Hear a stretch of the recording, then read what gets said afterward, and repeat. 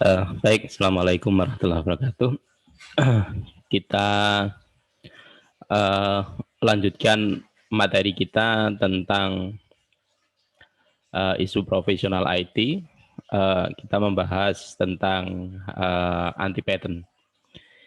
Kita lanjutkan materi kita tentang anti pattern yang sudah kita bahas 2 kali pertemuan. Baik, kita share terlebih dahulu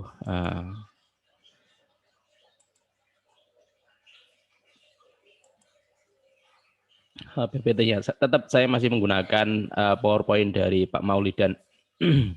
Yang kita bahas sekarang yaitu tentang negatif personality dan Thomas Kilmann Conflict Method. Jadi bagaimana caranya Thomas Kilmann itu menyelesaikan atau mendefinisikan dari konflik, kemudian bagaimana cara memecahkannya. Oh ya, terus kemudian nanti kita tambahkan juga tentang perkembangan dari sebuah tim. Maksudnya apa?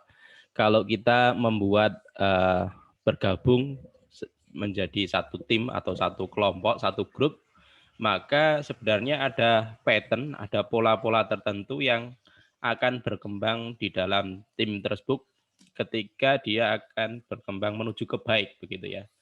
Maka nanti kita bahas di akhir. Jadi ada 3 poin: negatif personality, Thomas Kilmann Conflict Method, lalu perkembangan tim, gitu ya, perkembangan tim.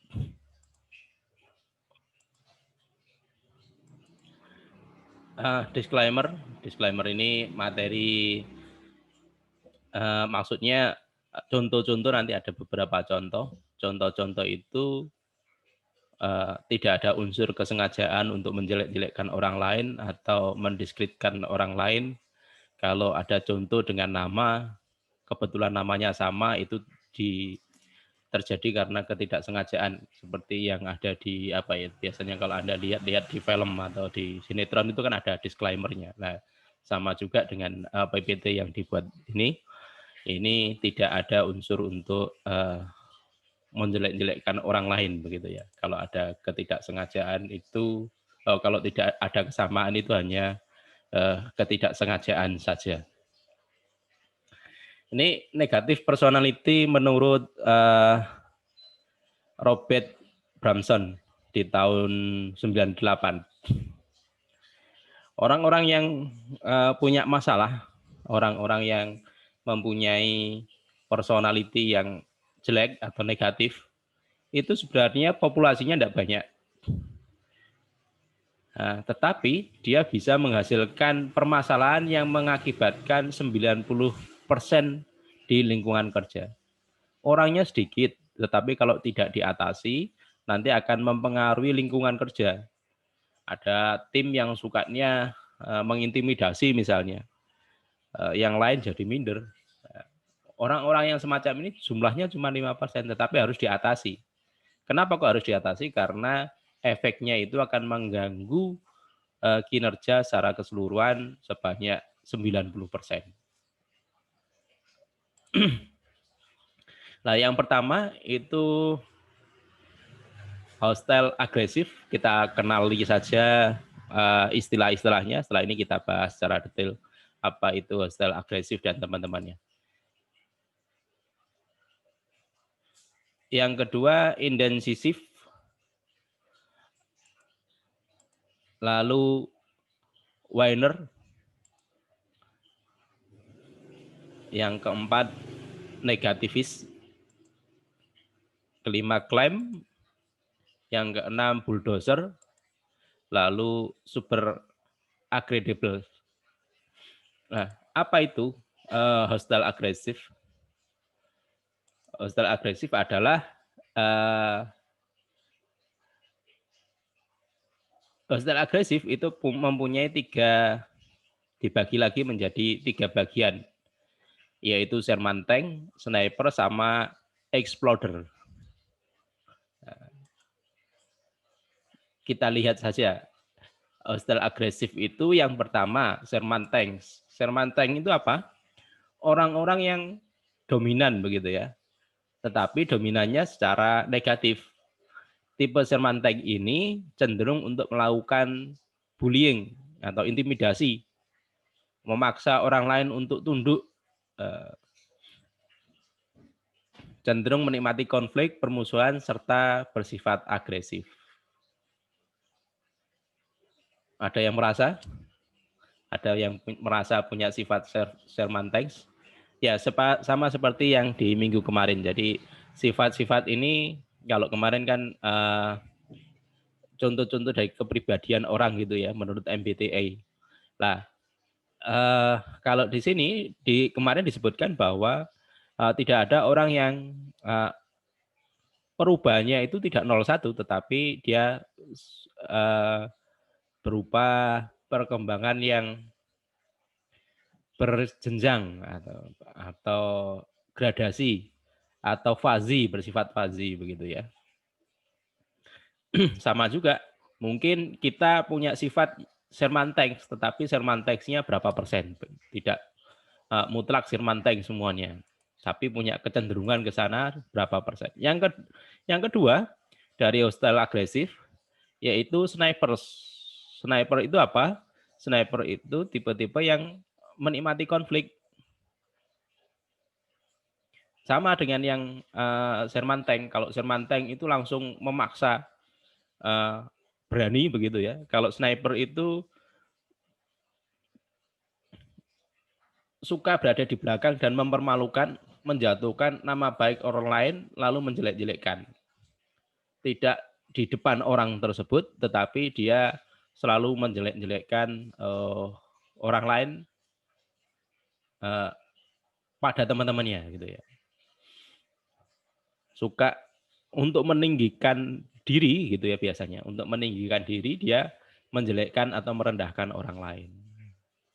Jadi kalau ada orang yang sudah merasa dia kelihatannya kalah begitu dengan Sherman Tank, orang yang Sherman Tank ini, maka dia akan mengatakan, oh itu punya kelemahan, saya lebih baik dari dia. Gitu.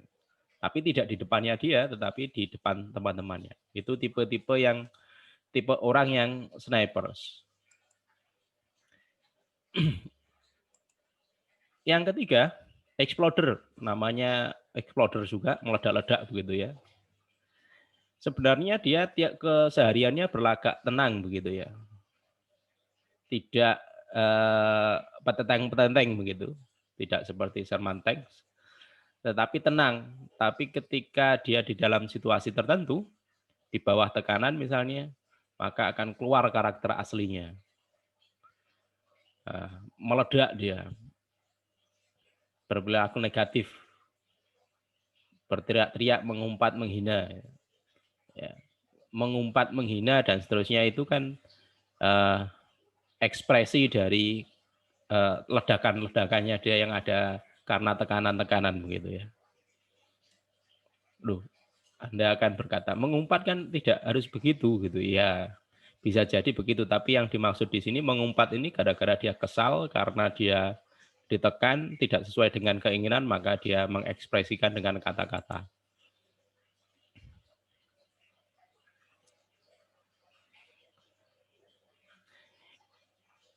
Ini hostile agresif. Kemudian yang kedua tadi intensif. Intensif. Ini ada contohnya. Silahkan dibaca intensif.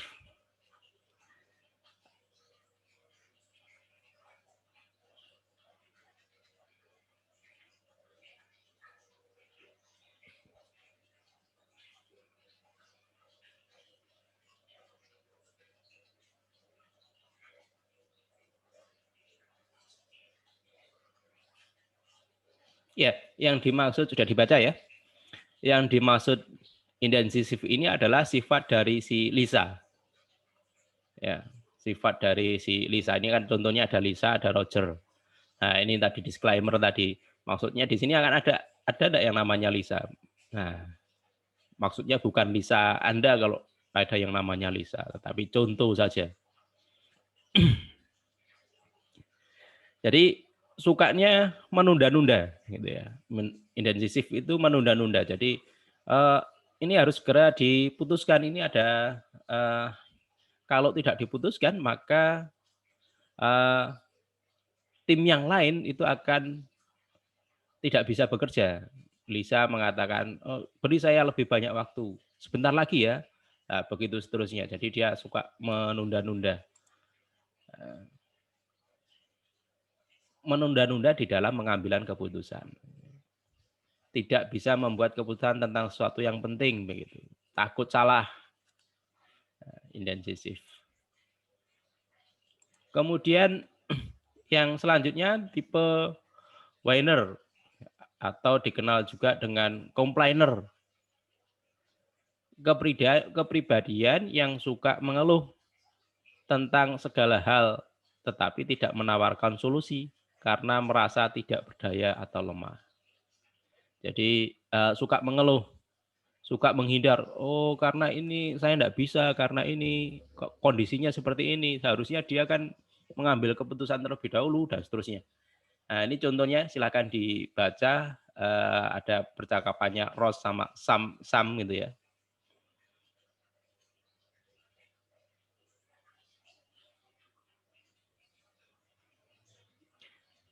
Simpulkan siapa yang tipenya whiner.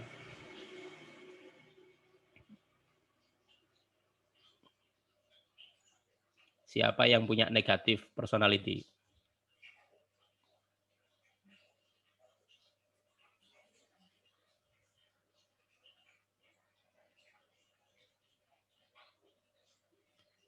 Ya, sudah diputuskan ya. Berarti yang punya sifat negatif si Samnya ini tadi. Dia mengeluh, wah ini harus belajar lagi, menghabiskan waktu begitu ya. Jadi tipe dari whiner ini suka komplain, mengeluh, suka mengeluh, ya, tidak menawarkan solusi. Nah, selain itu, tipe whiner ini juga berusaha untuk mengajak orang agar mengikuti sarannya dia. Kenapa kok dia mengajak orang mengikuti sarannya dia? Dengan adanya teman berarti dia seakan-akan apa yang dikeluhkan itu sesuatu yang benar gitu ya, menjadi pembenaran diri. Nah, itu tipe-tipe whiner.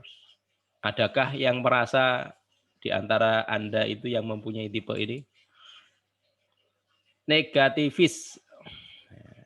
Negativis itu apa? Mirip dengan whiner, namun cenderung menjual kesulitan yang dihadapi agar orang berempati dan toleran terhadap kesalahan yang dihadapi. Ini contohnya Tom sama Sharon. Siapa yang contoh negativis? Silahkan dibaca terlebih dahulu.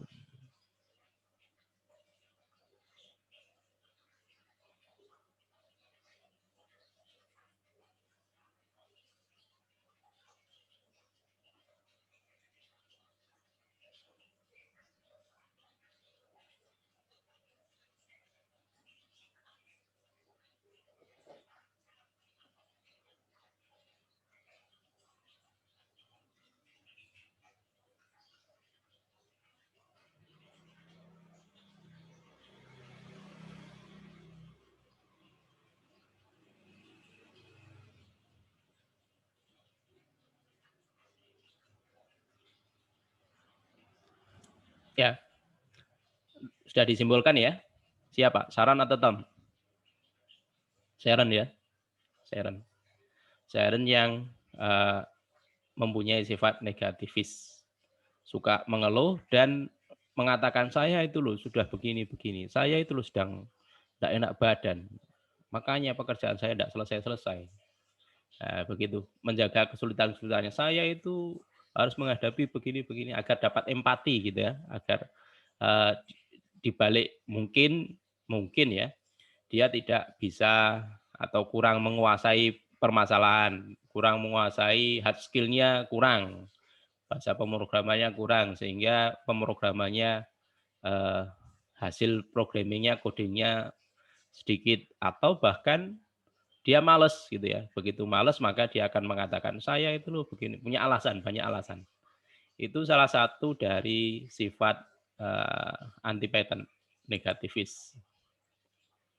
Kemudian klaim, kepribadian yang cenderung memberikan reaksi pada hal-hal yang tidak diperlukan ya. Ini kepribadian yang cenderung tidak memberikan reaksi pada hal-hal yang diperlukan. Contohnya ada Jim sama Laurie ini. Siapakah yang menderita klaim atau punya kepribadian klaim? Jim atau Laurie?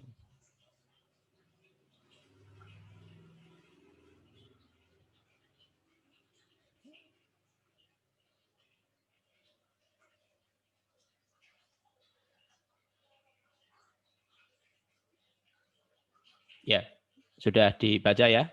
Sudah disimpulkan? Yang punya kecenderungan menjadi klaim itu adalah, contoh dari klaim itu adalah Laurie.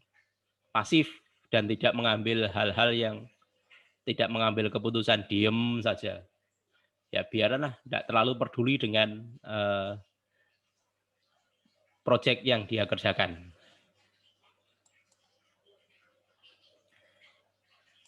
Bulldozer. Nah, ini ada tipe bulldozer. Bulldozer itu cenderung melakukan cherry picking dalam memilah-milah fakta yang ada.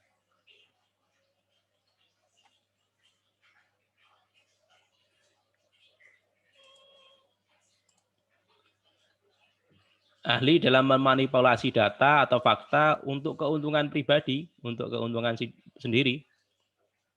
Padahal seringkali fakta yang terjadi tidak seheboh yang ditakutkan atau tidak sebesar yang dia ceritakan, yang dia amplifikasi, yang dibesar-besarkan. Ini ada dua contoh, Art sama Karen. Panjang ya. Bentar.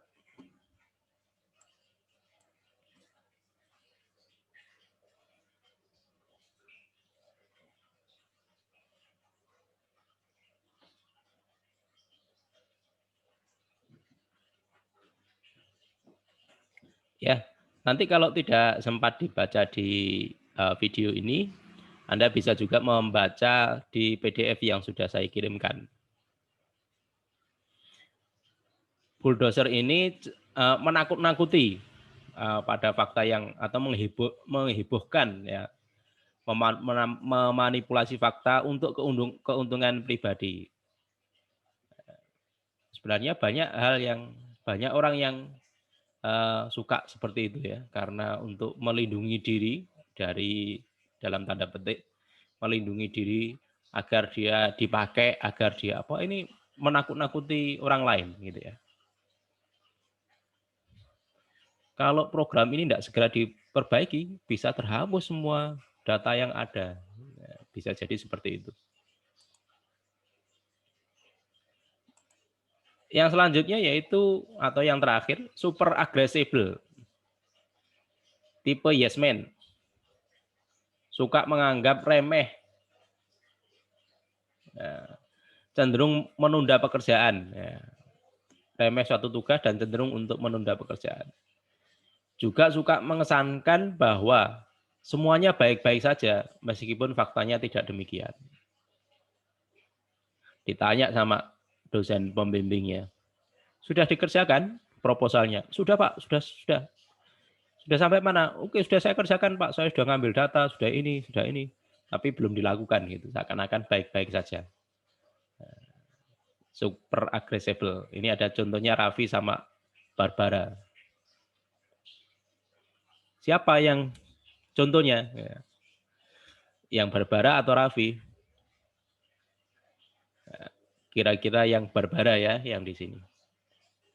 Silakan nanti dibaca dari contoh tadi.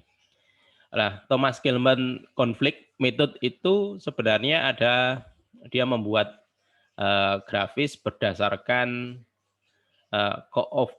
Cooperativeness sama assertiveness. Assertiveness itu tentang ketegasan gitu ya. Kemudian kooperatif, yang satunya kooperatif. Yang sangat tegas, ini low, high, Y-nya, kemudian X-nya juga low, high terhadap kooperatif. Kalau dia tegas dan kooperatif, gitu, tegas dan kooperatif, maka dia masuk ke golongannya competition. Ya, ada di competition. Ini secara kooperatifnya dia tidak dilakukan, sorry ya, ini kooperatifnya tidak dilakukan. Artinya dia tidak mau kooperatifnya low, kemudian ketegasannya tinggi. Berarti kan tidak mau kooperatif, maka dia competition. Lomba-lomba itu ada di sini, tidak peduli dengan temannya. Competition. Nah, zamannya sekarang katanya bukan zamannya kompetisi, tapi kolaborasi. Nah, kolaborasi itu apa? Kooperatifnya tinggi, tingkat kooperatifnya bisa bekerja sama. Demikian juga dengan assertiveness-nya juga tinggi. Kemudian yang low dua-duanya tidak peduli. Avoidance ini tidak peduli ini, tidak kooperatif ya, tidak agresif gitu, tidak assertiveness-nya juga rendah. Kemudian kalau assertifnya rendah, kemudian kooperatifnya tinggi, itu akomodasi. Mengakomodasi semua yang ada, selalu kooperatif begitu. Nah, gabungan yang ada di tengah-tengah ini namanya kompromi, compromise. Jadi kalau kita lihat compromise itu mencari yang bisa diterima, solusi yang bisa diterima, dan bisa memuaskan ke semua pihak, kooperatif.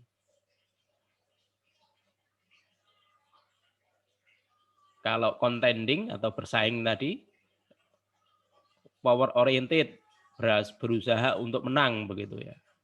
Kalau kolaborasi tadi, opposite of avoiding, kebalikan dari avoiding, mengabaikan.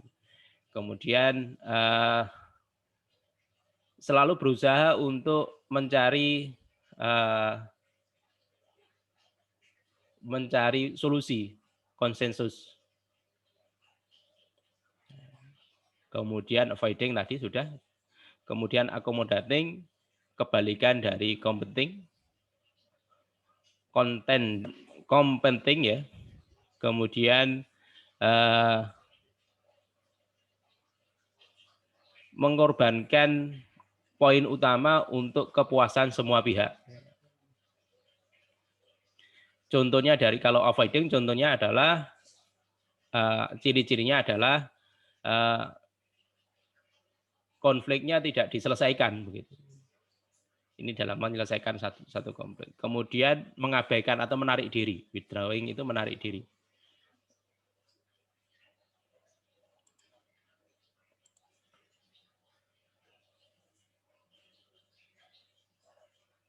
Nah, ini yang ketiga.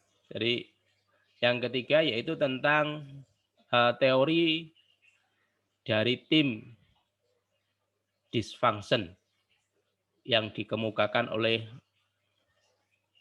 Tuchman. Disclaimer-nya tidak usah kita bahas. Tim itu apa? Tim itu adalah sekumpulan orang, minimal 2 orang, yang memiliki visi bersama. Dan umumnya memiliki skill yang komplementer, saling melengkapi. Ini filmnya zaman dulu, generasi X gitu ya. Power Rangers. Power Rangers itu kan tim ya, tim yang memiliki tujuan yang sama dan selalu bekerja sama. Kemampuannya saling melengkapi. Ada yang tahu enggak ya? Zamannya sekarang, anak-anak sekarang kelihatannya tidak Power Rangers. Naruto ya, Naruto kelihatannya. Naruto juga punya tim.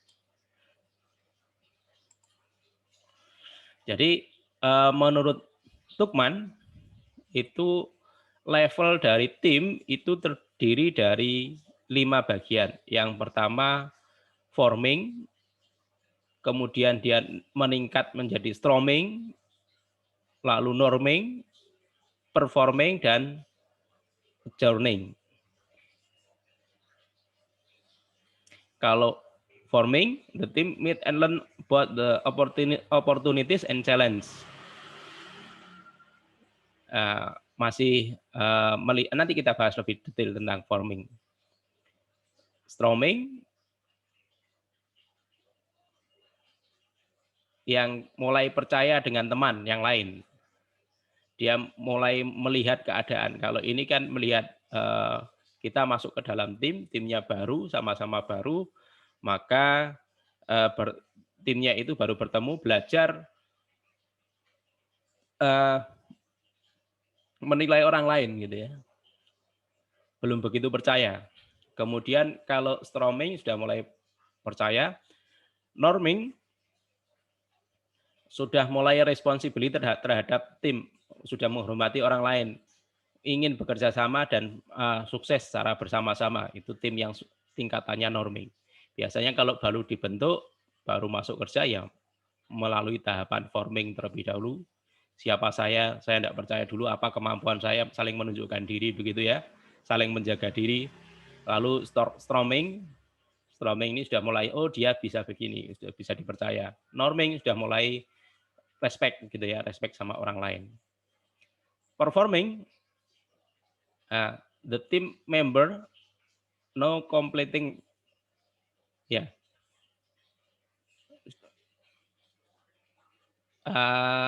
Competent making the decision and their own. Sudah bisa bekerja sama, sudah tahu satu sama yang lain.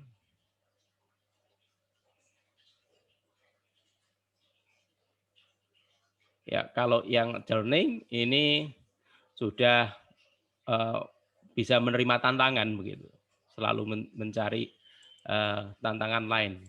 Ini ciri-cirinya dari forming, kita bahas lebih lanjut. Ciri-ciri dari forming itu adalah saling mengamati, karena dia baru begitu, baru dikumpulkan, maka dia mengamati anggotanya ini bisa apa saja, menguji batas-batas, misalnya berkomunikasi, bercanda. Kalau dibercandain begini marah apa tidak, lah enjoy enggak, nah orang ini suka tipe-tipenya apa, itu ada di forming. Mencari perhatian, menunjukkan siapa dia, kemampuannya apa. Lalu yang keempat menguji pemimpin. Ya, biasanya ada yang gimana sih pemimpin kita kalau kita melakukan hal jelek, sengaja kadang-kadang gitu ya, untuk menguji kepemimpinan, untuk mengenali. Terdapat banyak kebingungan, sedikit pekerjaan yang dapat diselesaikan karena memang timnya baru dibentuk, belum bisa bekerja sama.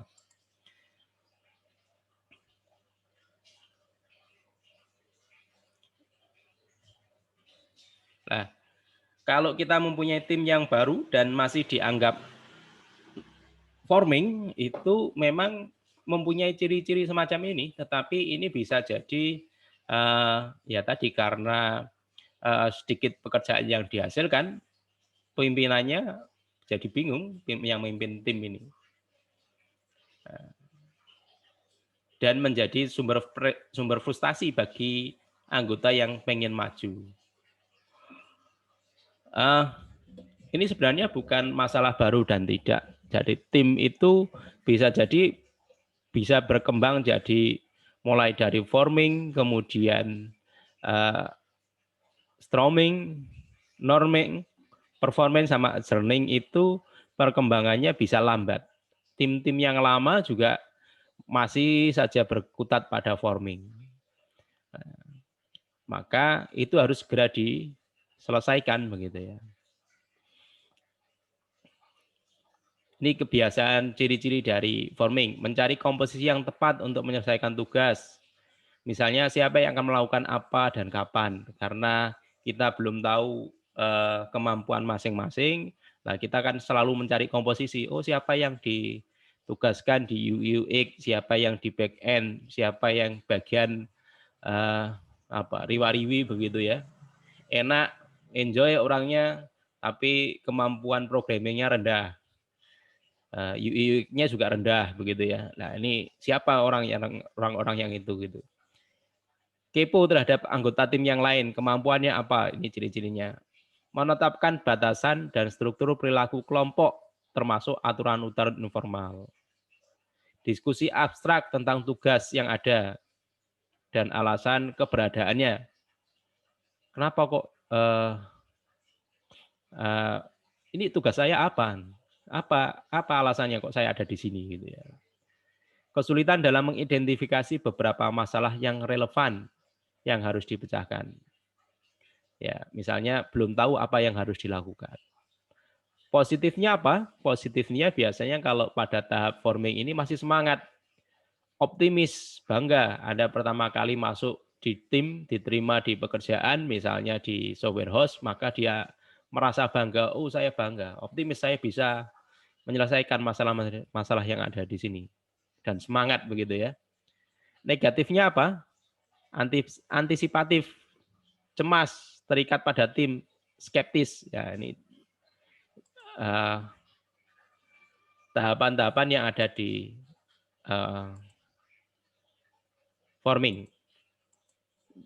Storming, menyadari bahwa timnya akan berkembang menjadi sesuatu, meskipun sesuatu visi ideal kelompok itu mungkin berbeda untuk setiap anggotanya.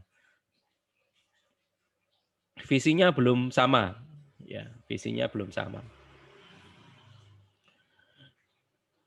Mulai terjadi ketegangan besar. Ini storming sudah mulai kenal, ada pengen dominan satu sama lain. Ya. Mulai terdapat agenda lain yang tersembunyi. Misalnya pengen dominan agar nanti jadi leader di tempat lain. Biar kelihatan menonjol dari atasan. Mulai terbangun emosi negatif. Fase ini merupakan tahapan tersulit bagi tim karena anggota tim mulai menyadari bahwa jalan di depan berbeda dan lebih banyak kesulitan bagi yang mereka duga. Jadi sudah mulai ketemu masalah-masalah begitu ya. Beberapa anggota tim menjadi tidak sabar dengan kemajuan yang lambat. Dan ada kesepakatan tentang langkah selanjutnya. Tidak ada kesepakatan tentang langkah selanjutnya. Anggota tim mencoba mengandalkan pengalaman pribadi. Mereka menolak berkolaborasi dengan sebagian tim anggota yang lain. Ya. Ini tahapan storming. Kalau pimpinannya kuat begitu ya, tim ini dapat berkembang pesat melalui fase ini. Dibutuhkan pemimpin yang kuat. Ciri-cirinya dari storming, behaviornya sama perasaan yang dirasakan. Ciri-cirinya biasanya berdebat antara anggota-anggota karena hal kecil. Karena pengen menunjukkan sesuatu, hal-hal kecil menjadi dipermasalahkan untuk menunjukkan siapa yang dominan begitu, untuk menjelekkan temannya. Perbedaan pandangan tentang opportunity, mempertanyakan atau meragukan kebijakan tim, mempertanyakan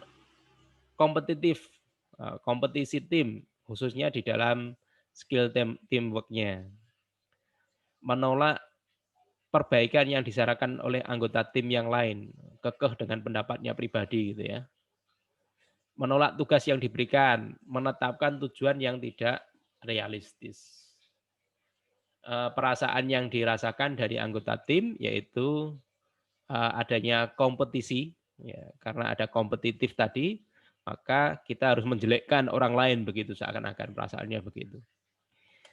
Defensif, bertahan begitu ya, rapuh, saling cemburu, terpolarisasi dan bersitegang. Tahapan pada tahapan storming. Kemudian kalau norming ini timnya sudah mulai solid. Mayoritas tim tidak mengakui bahwa mereka harus menghindari storming.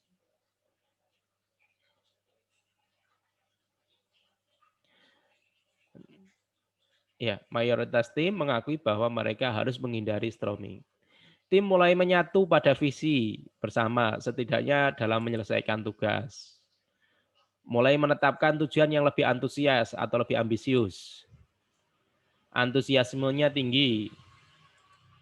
Ya, sebagian anggota sudah mengesampingkan perbedaan kecil dan agenda mereka. Jadi sudah yang tadi berkelahi gitu ya, berkonflik itu sudah mulai memahami. Oh dia memang sifatnya begitu ya, biarkan saja asal tugasnya selesai. Ya. Mulai menerima aturan grup. Ya, menerima aturan grup. Oh grupnya ini ada aturan-aturannya, ada kesepakatan-kesepakatannya. Nah, dia sudah mulai menerima, tidak menentang gitu ya. Menerima tugas yang diberikan, menurunkan ketegangan, sudah bisa memahami, sudah mulai berteman lah yang di norming ini dalam satu tim. Nah, fase ini kemajuan mulai terlihat. Norming yaitu menerima anggota tim yang ada termasuk kekurangannya, menghindari, ini ciri-cirinya ya, menghindari konflik, yang mengekspresikan rasa persatuan, semangat, dan tujuan tim, mengekspresikan kritis yang membangun, kritik yang membangun ya, menetapkan aturan dan batasan dasar dari tim. Perasaan yang dirasakan, saling bersahabat, ya karena sudah berteman tadi ya, sudah mengenal satu sama lain, percaya diri, saling berbaik sangka, ramah terhadap anggotanya. Forming tingkatan yang lebih tinggi lagi, yaitu menemukan dan menerima kekuatan dan kelemahan satu sama lain. Telah mengidentifikasi peran masing-masing, saling membackup satu sama lain. Fokus pada diagnosis dan pemecahan masalah. Ini memilih dan menerapkan perubahan yang nyata. Tim menjadi unit yang efektif, kohesif, sudah solid begitu ya. Bekerja diselesaikan secara teratur dan sempurna.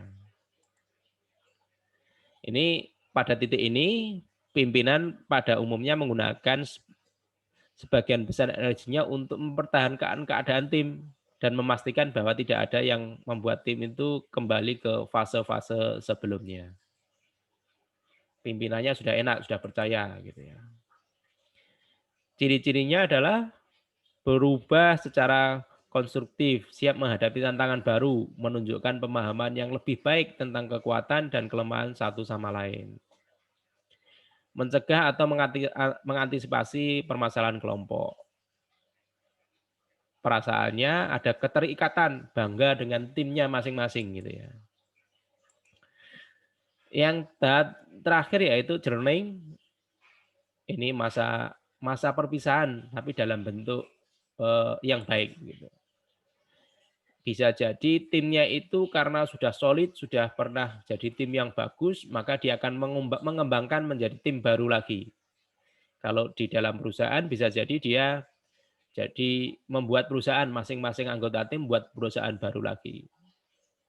Masing-masing anggota tim menjadi pimpinan pada departemen yang terpisah. Bisa jadi dia pindah ke perusahaan tetapi dengan baik-baik, dengan pengalaman tim yang bagus begitu.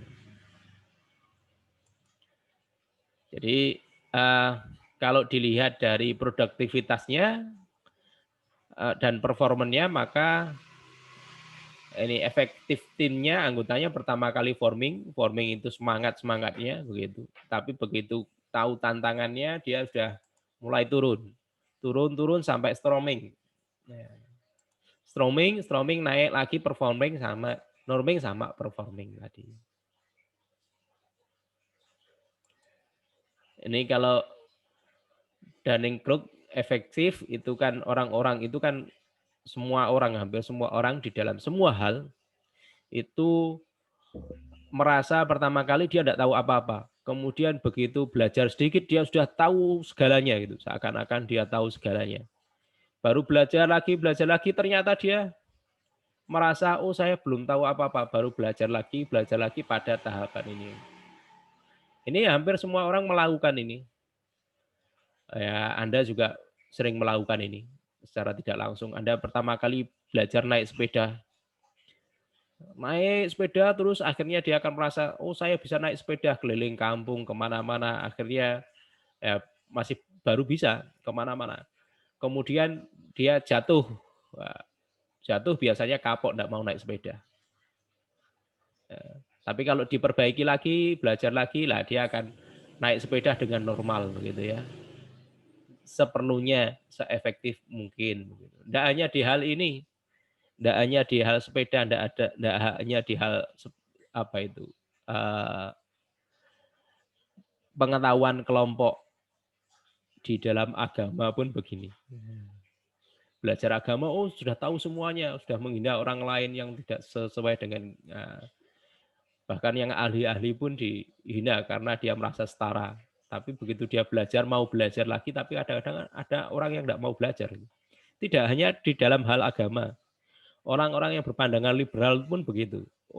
Banyak orang yang baru mendapat pendapat baru, memahami pendapat baru begitu ya, tentang liberalisme atau yang lain, maka dia akan berada di puncak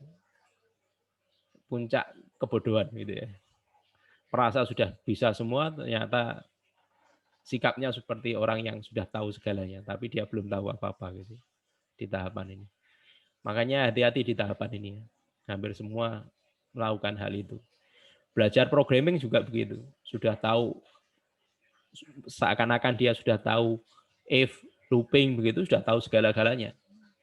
Padahal dia masih harus belajar banyak begitu ya, untuk mencapai ke programming yang clean code, apa-apa yang bagus begitu, yang sesuai standar sekarang.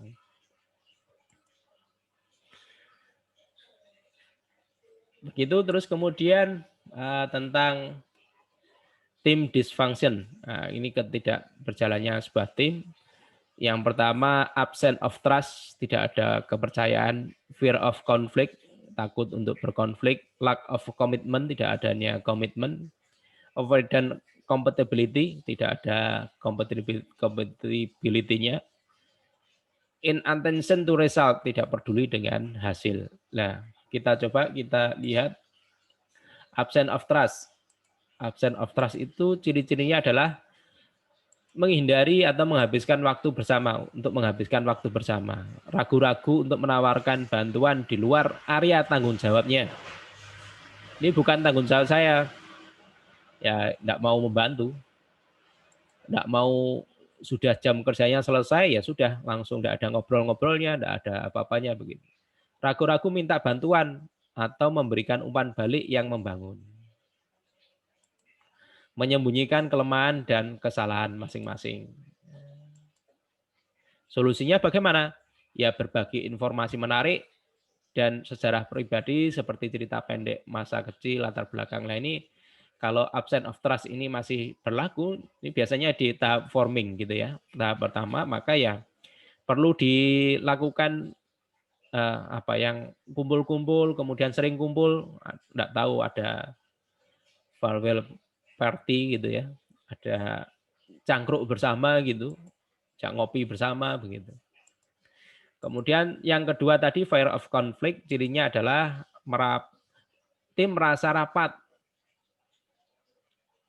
bahwa agenda rapat itu merupakan agenda yang membosankan.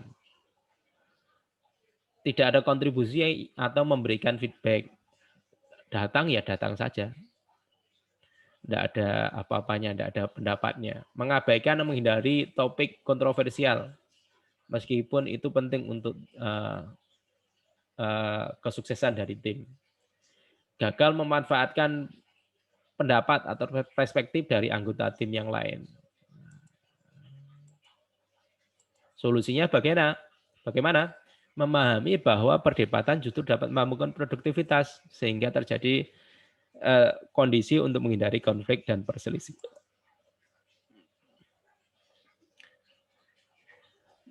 Karena konflik dapat menjadi sangat panas dan pribadi, pimpinan harus selalu mengingatkan bahwa anggota tim untuk objektif dalam setiap mendapatkan feedback yang diberikan. Selain menetapkan konsep diskusi positif, misalnya sandwich method. Sandwich method itu Jadi kalau diskusi panas begitu pakai sandwich method itu caranya adalah sebelum menyanggah temannya dipuji dulu, baru kemudian dikritik. Setelah dikritik dipuji lagi. Sandwich itu kan yang sandwich itu gini, ada empuk-empuknya gitu, ada rotinya, kemudian ada yang agak keras, dagingnya, kemudian rotinya. Artinya kalau kita memberi pendapat ke orang lain, maksudnya ini dipuji-puji dulu di positifnya, baru diberi masukan negatif dan dipuji lagi. Ya, namanya sandwich method. Yang ketiga, lack of commitment, tidak ada kesenjangan dari komitmen. Tim cenderung untuk meninjau kembali diskusi dan keputusan secara berulang kali, saling curiga antar anggota tim. Tumbuhnya rasa kurang percaya diri dan takut gagal. Solusinya apa? Hindari inkonsistensi dan kontradiksi dengan memastikan bahwa anggota tim berada di tujuan yang sama. Memastikan setiap gagasan didengar dan dieksplorasi. Membatasi waktu pertemuan, tegas terhadap deadline. Yang keempat, avoidance of accountability. Cirinya adalah mengurangi standar kualitas deliverable. Tidak adanya deliverable atau report minimal MPV tidak terpenuhi.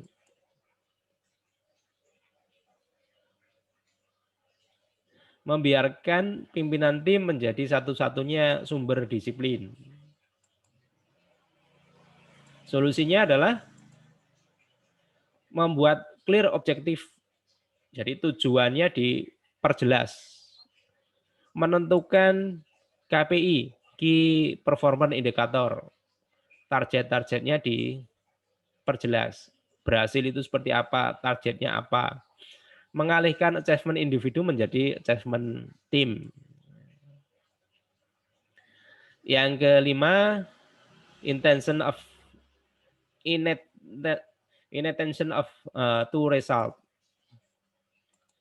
Ciri-cirinya anggota tim yang fokus pada karir dan individu sendiri-sendiri. Jadi anggota timnya berfokus pada karir dan individu mereka sendiri. Fokus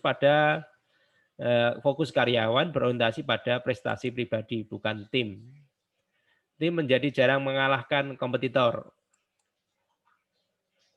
Solusinya adalah menentukan key performance indikator yang tinggi, mengikatkan penghargaan pada kesuksesan tim daripada capaian individu.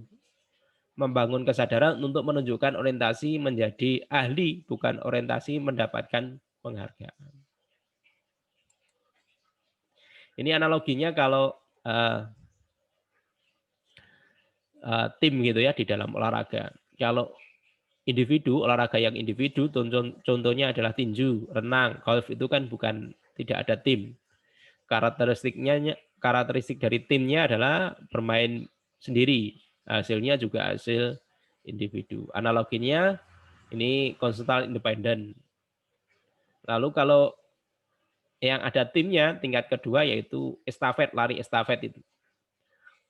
Hasil akhir sebagian besar dikumpulkan menjadi penampilan individu. Membutuhkan beberapa koordinasi antara satu dengan yang lain. Contohnya pengembangan open source. Yang tim basket, sepak bola berorientasi hasil, partisipatif aktif dan kolaboratif antara satu anggota dengan anggota yang lain. Analoginya agile development, tim direksi atau manajemen. Oke, saya kira itu. Anda tidak bisa bertanya di sini. Bertanyalah nanti di WA saya atau bertanya ke PJ-nya nanti disampaikan ke saya. Saya kira itu pertemuan kali ini sudah sangat panjang, materinya ada 3 tadi. Kalau belum jelas silahkan dibaca ulang di PDF yang saya kirimkan. Terima kasih atas perhatiannya. Assalamualaikum warahmatullahi wabarakatuh.